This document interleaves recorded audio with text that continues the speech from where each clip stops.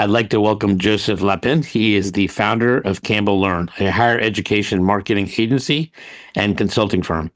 Campbell Learn focuses on transforming the student journey through personalized, story-driven strategies to increase enrollments, boost engagement, and reduce melt in higher education institutions.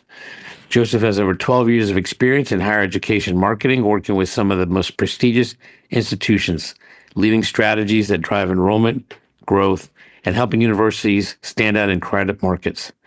He describes his journey in higher education marketing as unexpected.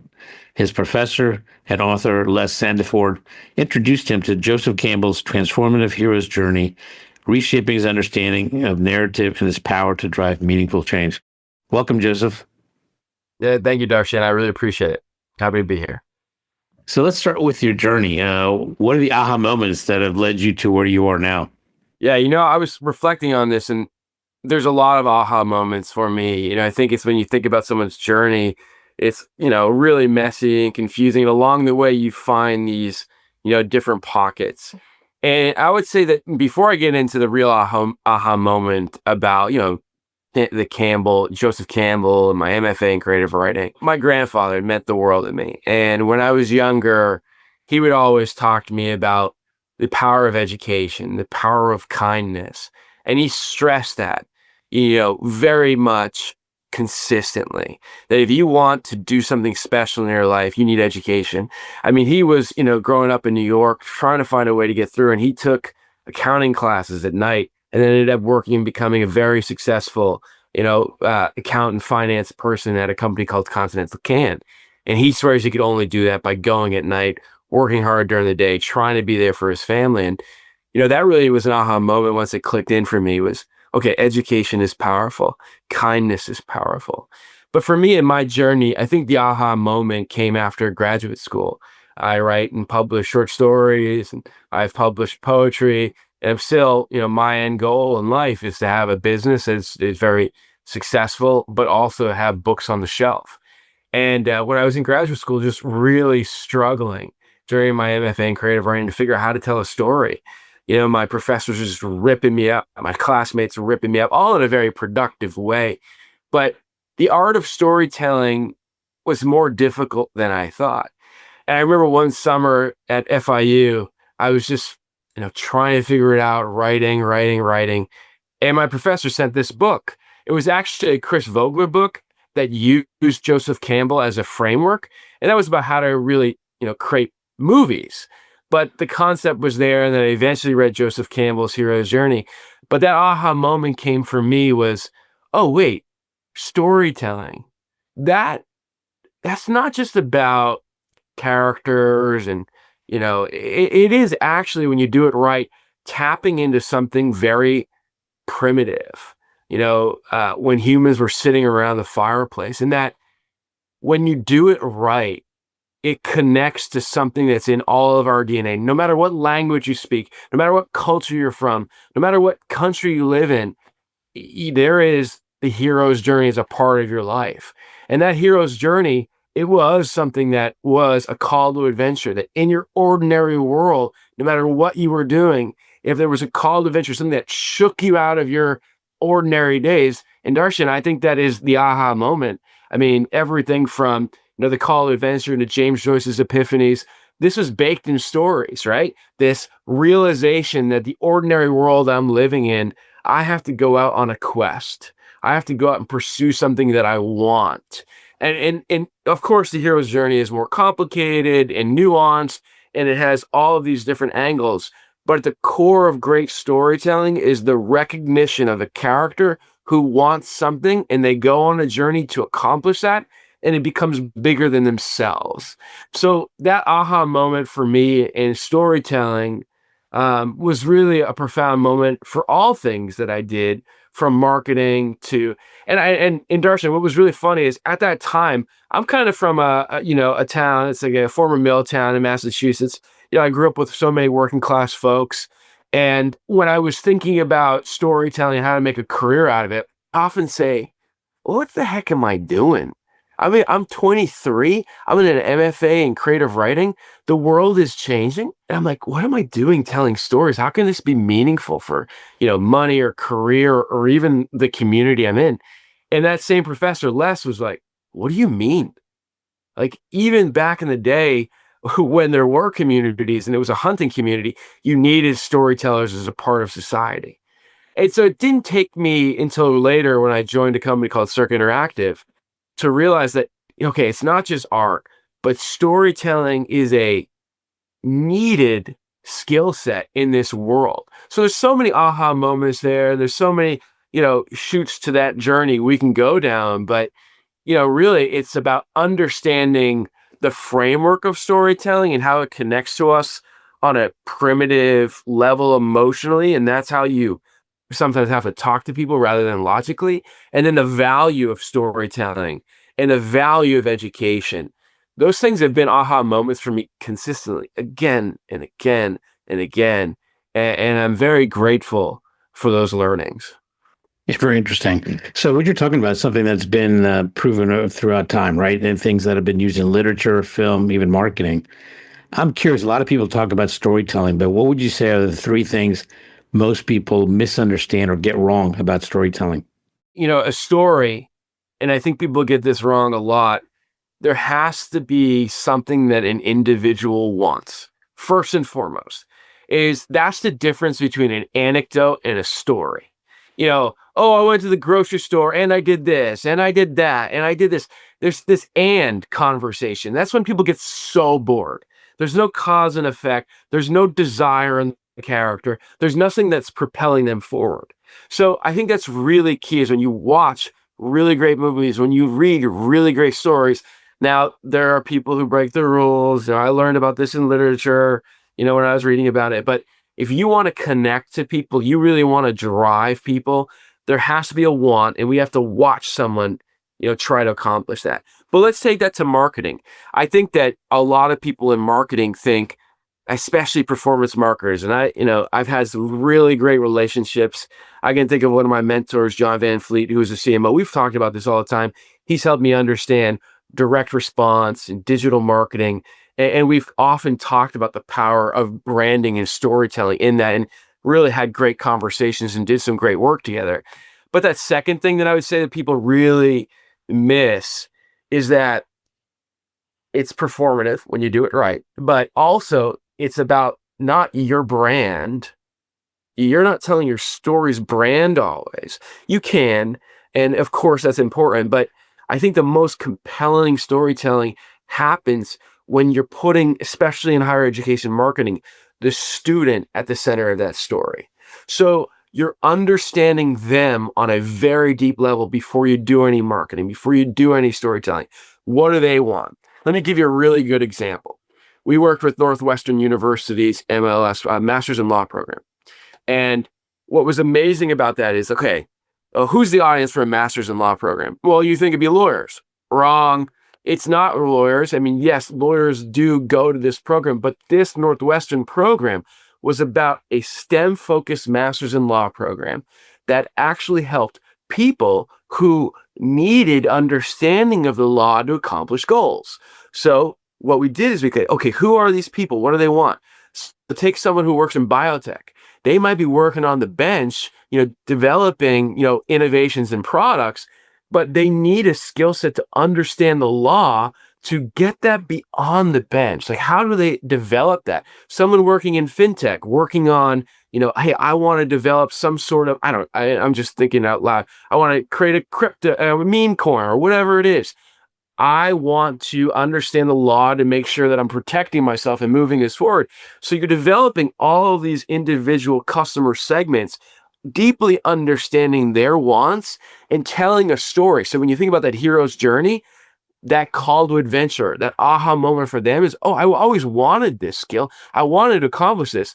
Now I see a story of a university program, a master's degree, whatever it is, and I'm going to take that leap and I'm going to go. So yes, it's about brand storytelling, but I think more importantly, it's about individual storytelling in their journey and making them see how your product gets them to that goal and gets them to that bigger part and gets it, that's some transformation.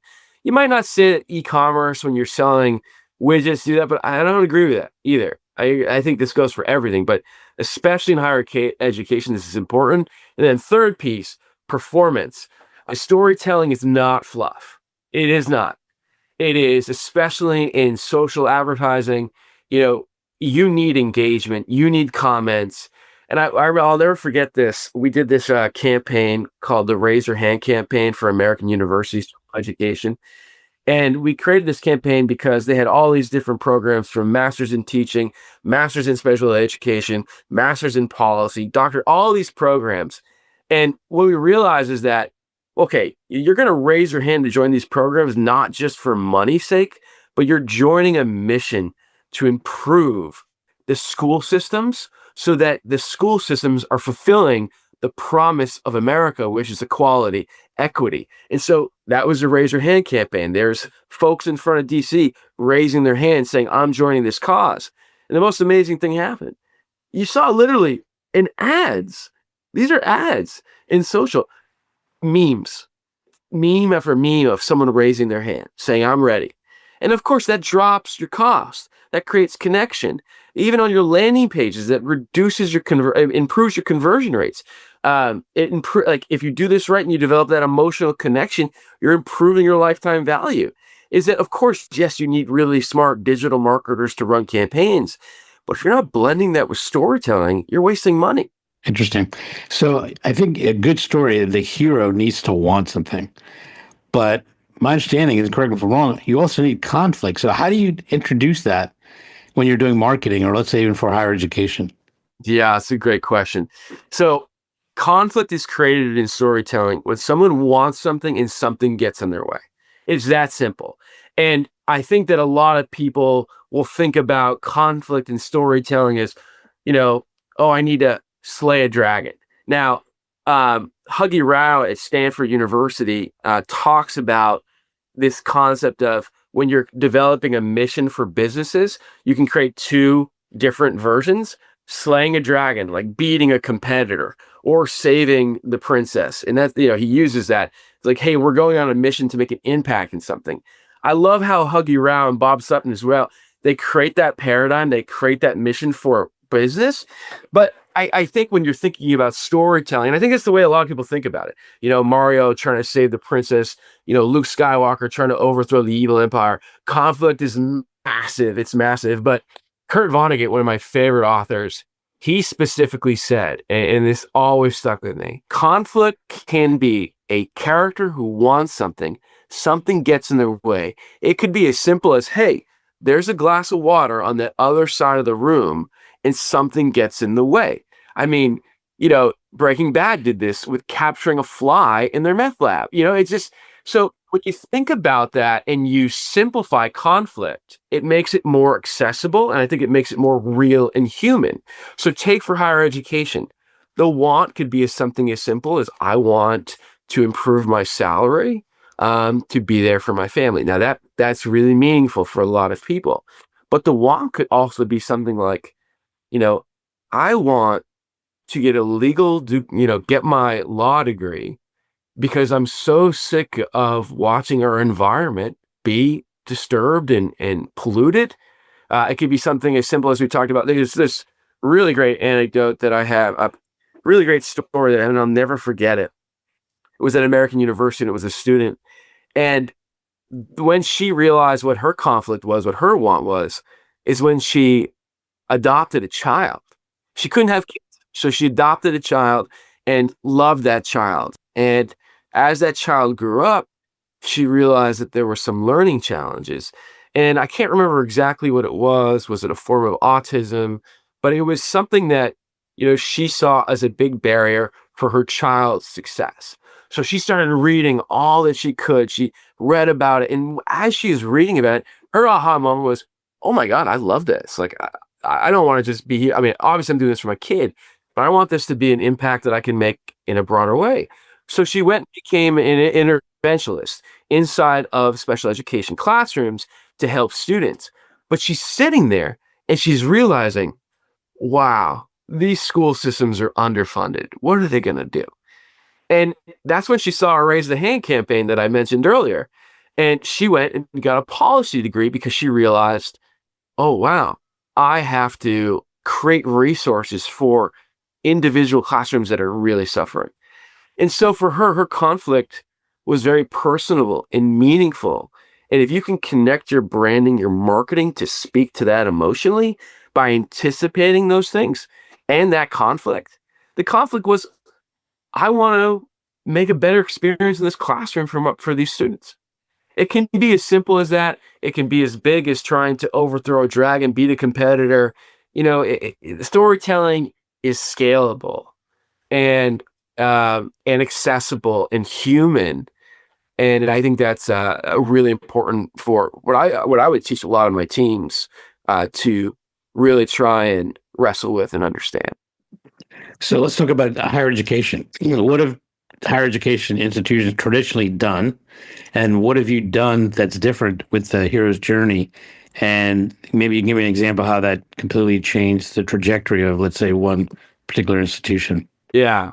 So higher education is going through massive change and disruption. Well, maybe disruption's a little bit of an aggressive term, but universities are going under. Traditional OPMs, which are online program managers who would work with universities and, scale enrollments and take a part of the tuition, and they're incredibly profitable.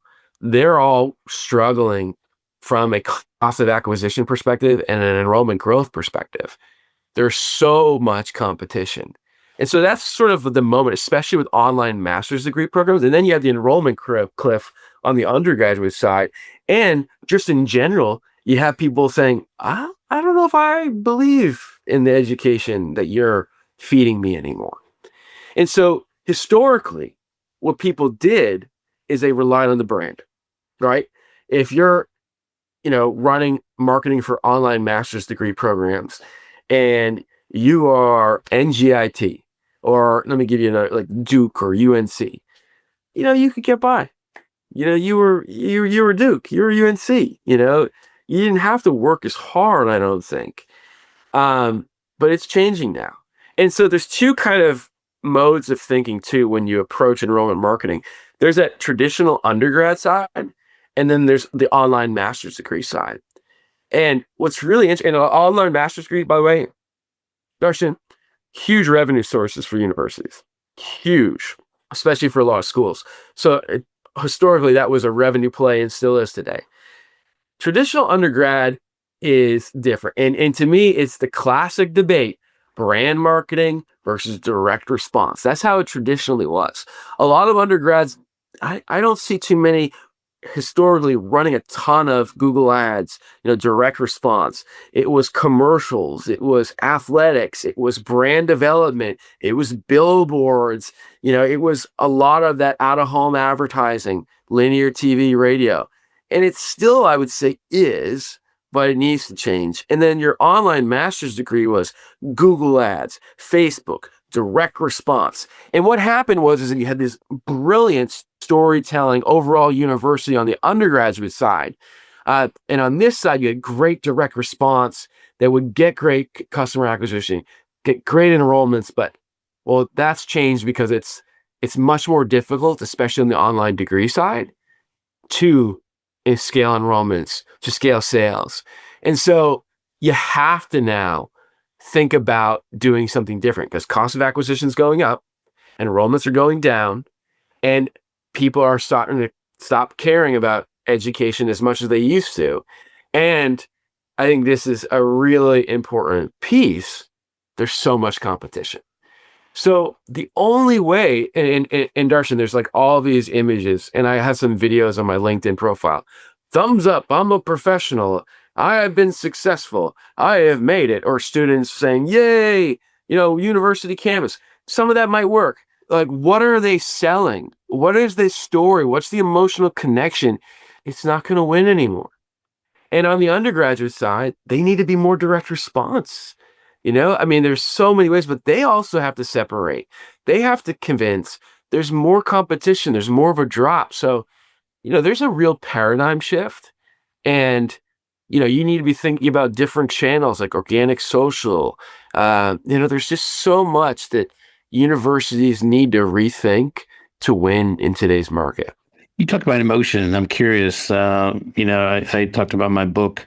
A lot of people these days are no longer buying products and services; they're buying experiences. So, in terms of higher ed, I'm curious how many people are really going for higher education to get a job, to learn, or is it actually more about the experience now that they're going to have in total? If you ask people in surveys, they're going to say a job, right? And upskilling is so important in today's world. There's really great companies like Zipline's Education. They're upskilling a workforce with really great, certs that are, industry aligned. And there's other really good ones too. So upskilling and getting a job and economic mobility, 100% still valuable. But it's like that famous Henry Ford quote, I believe it was Henry Ford. If you asked my consumers what they wanted, they would have said a faster horse. And, when you do storytelling and when you think like a great brand who, like an Apple or, obviously, Apple marketing is way up here, incredible, the best in the world. And then, it's just different. But if you take those principles and you sell 1,000 songs in your pocket, and you connect emotionally with individuals, they're not going to say that. They're not going to say, "Oh, I really felt confident moving forward in my life because I had so much fear of AI changing the world and I was going to be left behind and I wouldn't be." They're not going to. Sometimes they might, but overwhelmingly, I don't think they're going to communicate the emotional reasoning. Uh, so I think it's something you have to test with really sophisticated digital marketing strategies to figure out what is actually resonating and not listening only to what people say. That's my thoughts on that. I think the storytelling can be applied to many, many businesses and industries. So I'm curious, if you were to take the same things you're doing in higher education, let's say you're going to apply it to a restaurant, just keep it simple. What would you do and how would you do it? Our company used to, not my current one, but we used to have a stake in a brewery. And we all lived in San Diego. And one of the things that I think we all were very scared about was just how absolutely saturated the San Diego beer community is. I mean, it's crazy. And this was 10 years ago, I believe.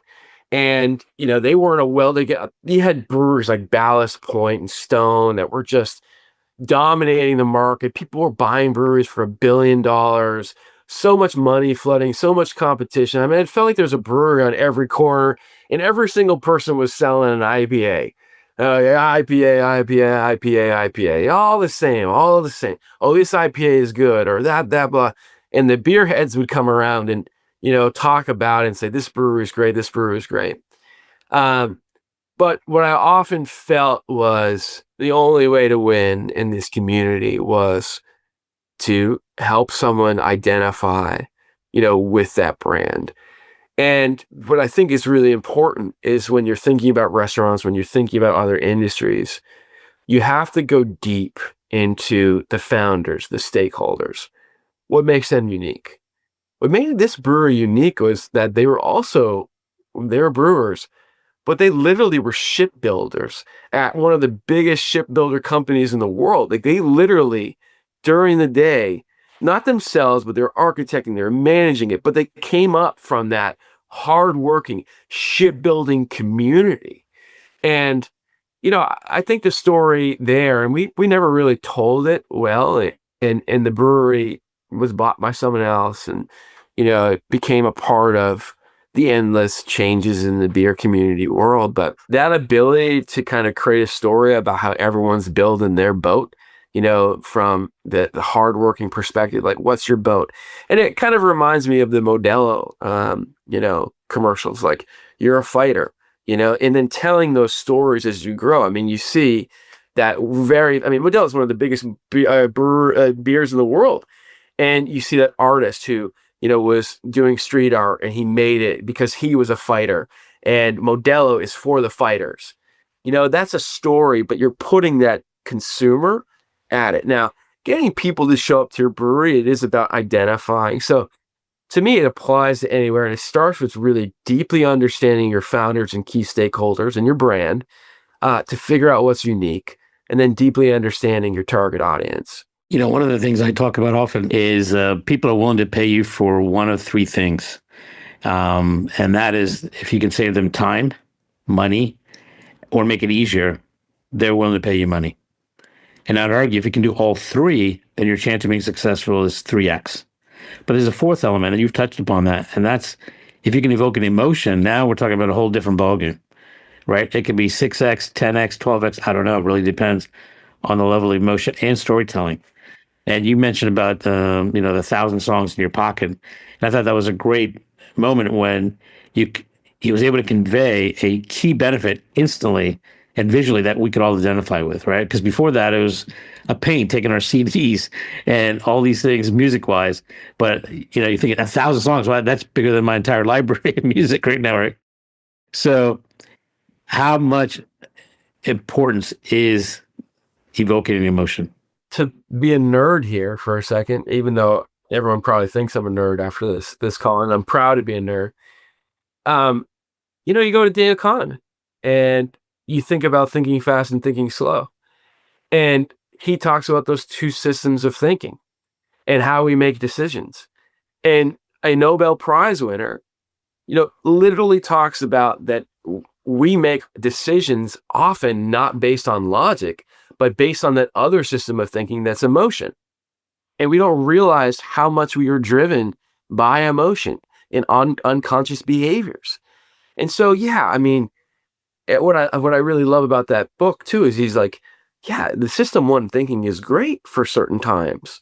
And you got to work at it. You got to sit down and really think it through and, be able to develop those principles of logical thinking. But there's also something really important about the emotional decision making. I sometimes feel like people look at that book and they're like, emotional decision is bad. No, there's really important times in your life where emotional decision is important. You don't often know why you're making a decision, but you know what it feels like. And that might guide you more than logic. Same with love, right? I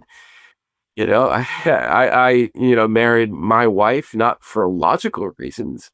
I met her at 19 and was emotionally connected, obviously. And, you stay with someone for many reasons for, 20 years that we've been together. But, it starts with emotion. It's so important to our decision making and our relationships. And I think it's really a blend. Like emotions are very important, but so is logic. It's like Star Trek. You had what is it, Captain Kirk? I'm forgetting about it. And you had Spock, and then you had his doctor. And from a character development standpoint, you had the really logical person guiding them. You had the really emotional person guiding them.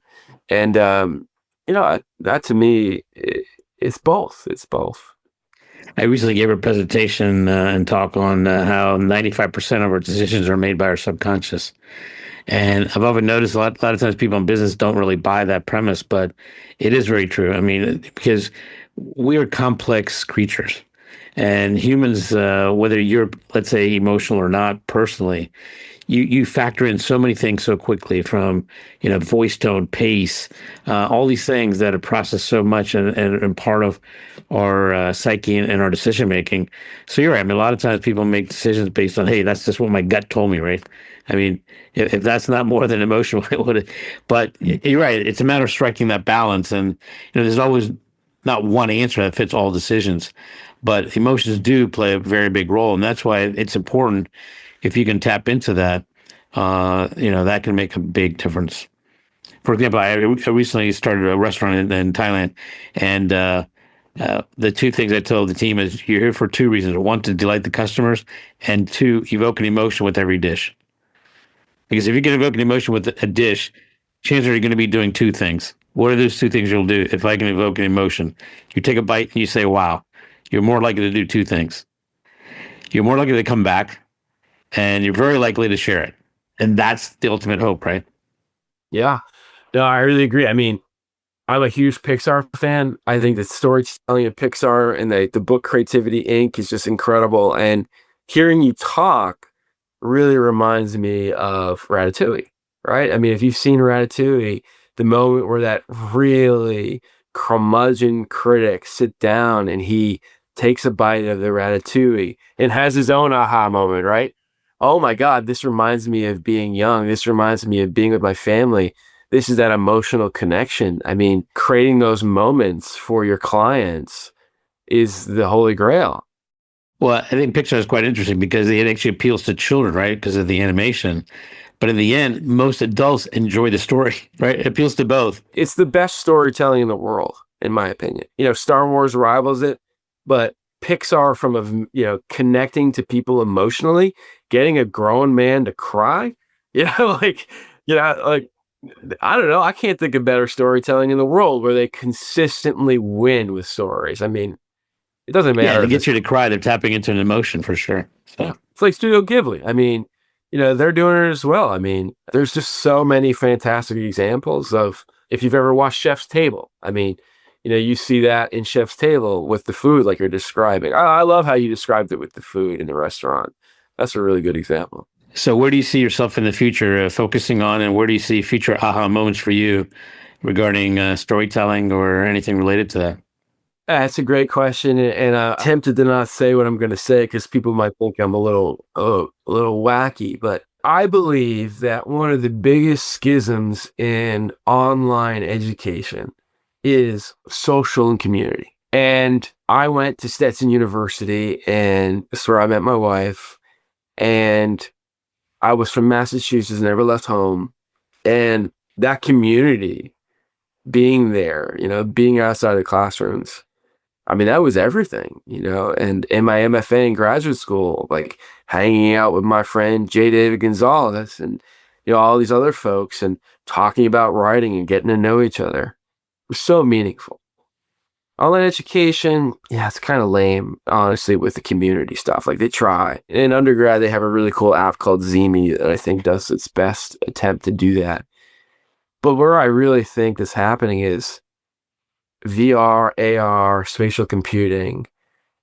This is gonna absolutely dissolve that boundary, and we will be connected in ways that we could never imagine. And when you start to think about that happening and the opportunities from storytelling that exist and the power of education, and there's a really great company called Topia who's already thinking about this. It's so exciting. And I don't know how I'm going to get there. I don't know what the journey will be, but I think about that all the time. And I'd love to be an advisor for universities to figure out how to get there. I mean, Ready Player One is a great dystopian version of this. Yeah, experience in the way we're going with AI and VR and AR and spatial computing. I was surprised that the Apple headset didn't take on as much as I thought it would, but I think it's inevitable. And just this room, it's going to be completely different in 5 years in my mind with what I see digitally and how you and I interact. And it's very exciting. Yeah, I agree with you. Have you played with the Vision Pro? I have not yet. I haven't got. Have you? Yeah, I have one. I've been playing with it, and it's the reality is just amazing. The picture quality and stuff. And I think it's just a matter of time. It's a matter of pricing coming down. But I think what you're going to be able to do with it, with the videos and being like feeling you're present there and actually learning, it's going to be huge for sure. Yeah. I mean, Darshan, I think a lot about. I had this program that I went to with Stanford's engineering program. It was an online CERT program, entrepreneurship and innovation. What I loved about it is like as I was cooking food for my family, I could listen, I could participate, I could watch videos, and there's that Apple commercial where literally there's someone cooking and they're interact. Like education needs to fit into our world more. It needs to be tangible and present in a way that makes education not feel distant. And, I really think we're closer than ever before to integrating more and more education to tutors are walking live. I mean, I know we're probably wrapping up soon, but back in the day, people used to come home and they didn't have TV, they didn't have radio, they read. They didn't read because it was forced on them. They read for leisure. They read for pleasure.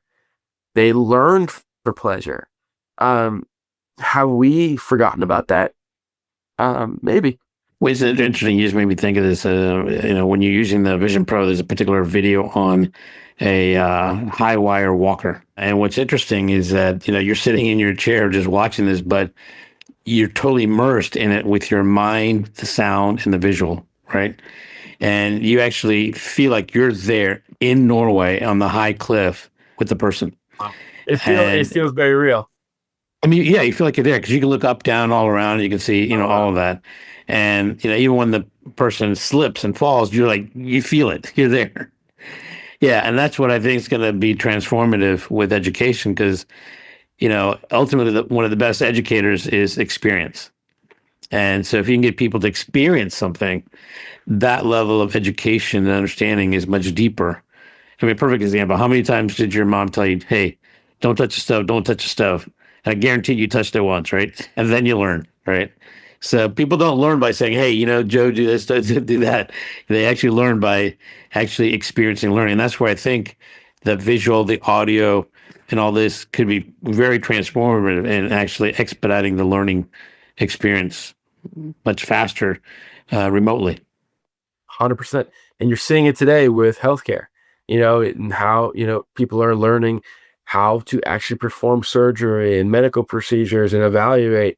I mean, there's a school called St. Augustine. I forget the exact name of it. I'm blanking on it, but they literally have VR as a part of their curriculum. So it's happening. But it needs to go faster, and it's going to go faster. One last thought is think about AI, and you think about the virtual worlds. I mean, what I'm really looking forward to is just how expansive these virtual worlds can be. AI will just probably create it for you. I mean, it reminds me a lot of Minecraft. Just that world is it's going to be amazing. Yeah. So if you could have lunch or dinner with anyone in your industry, who would it be and why? Clayton Dean, he's my brother-in-law. I just love hanging out with him, and it'd be fun to sit down with him, and, he's family first. Well, thank you very much, Joe. It's been a pleasure to talk to you, and I appreciate you sharing your insights on storytelling and the power of storytelling. And it was great to have you on the show. Yeah, it was really fun. Getting to AHA was brought to you by iResearch. To find out more about us, head to iResearch.com and make sure to search for Getting to AHA in Apple Podcasts, Spotify, and anywhere else podcasts are found. And don't forget to click follow to ensure you don't miss any future episodes. Thank you for listening.